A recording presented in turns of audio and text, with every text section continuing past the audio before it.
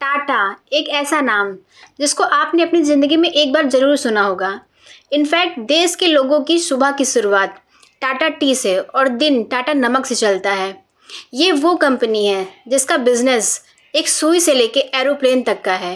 Has pioneered multiple industries in India and remains a market leader in most of them. It was Tatas who introduced a number of firsts. The first 8-hour day, the first leave with pay.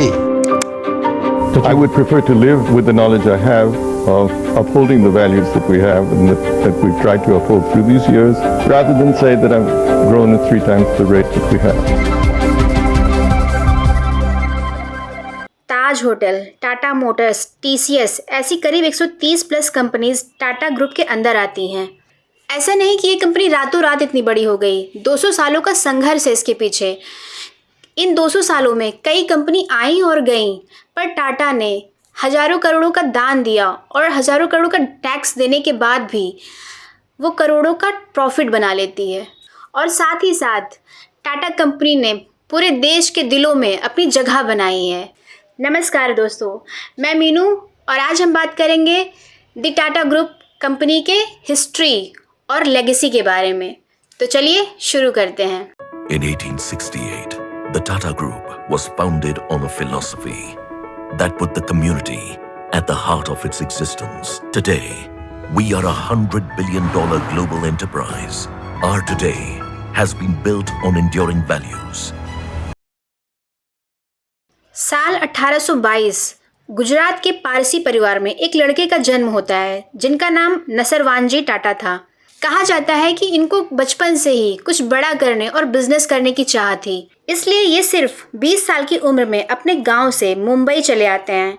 कुछ नया business करने की कोशिश करते हैं। उस वक्त इनको कॉटन का काम बहुत अच्छा लगा। कुछ ही समय बाद ये कॉटन एक्सपोर्ट करने लगे। तब तक उनके बेटे जमशेद जी टाटा भी अपनी एजुकेशन ख़त्म कर चुके होते हैं। नसरवान जी ने उनको बिजनेस को बढ़ाने के लिए हांगकांग भेजा। वो समय था 1859, जब एरोप्लेन का इन्वेंशन तक नहीं हुआ था। सोचिए, पानी के जहाज़ से जमशेद जी अपनी पूरी फैमिली के साथ हांगकांग जाते हैं और वहाँ ऑफिस खोलकर बिजनेस को एक्सपेंड करते हैं।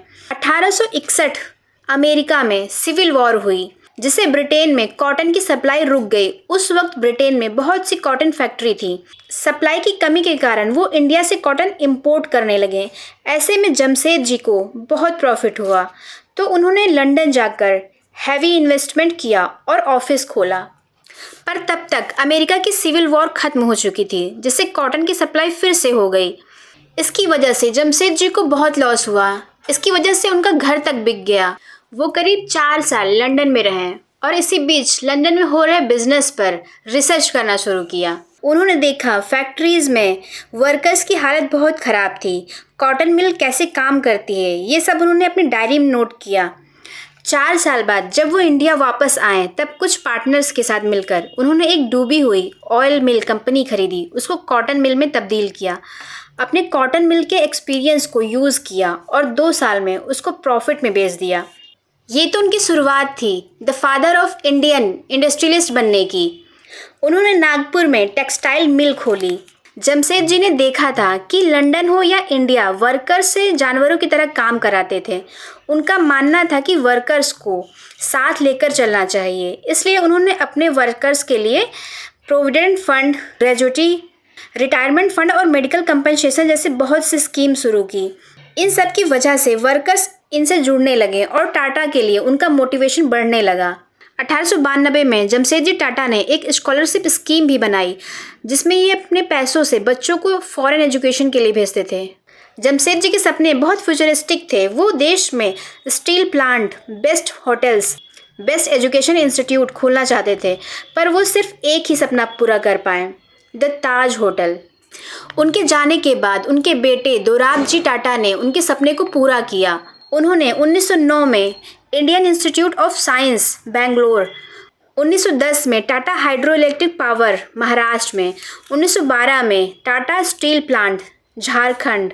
दरोब जी के टेन्योर में टाटा ने कई सेगमेंट में एंट्री ली, जैसे insurance, consumer goods, cooking oil etcetera. 1932 में उनके देहांत के समय उन्होंने अपनी सारी प्रॉपर्टी टाटा ट्रस्ट के नाम कर दी थी। यही वो ट्रस्ट है जो टाटा कंपनी की 66% ओनरशिप रखती है और इसी से वो देश की सेवा करती है। अब टाटा ग्रुप की कमान आती है JRD टाटा के हाथों में। सिर्फ 21 साल की उम्र में ये टाटा को ज्वाइन करते हैं। इनकी सोच भी फ्यूचरिस्टिक थी। ये देश के पहले कमर्शियल पायलट बने। 1932 में ये एज अ पायलट इंडिया की पहली कमर्शियल फ़्लाइट कराची से मुंबई लेकर आए थे और यहीं से एयर इंडिया की शुरुआत होती है। JRD टाटा के टाइम पीरियड में टाटा ने कई नई कंपनी शुरू की थी, जिसमें 1945 में बनी टाटा मोटर्स जो देश को मिली पहली कमर्शियल व्हीकल थी।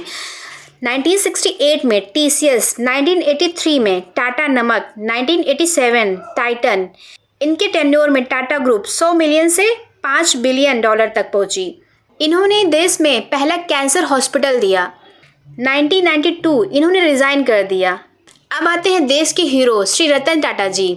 इन्होंने ही टाटा ग्रुप को दुनिया में अलग ही पहचान दी।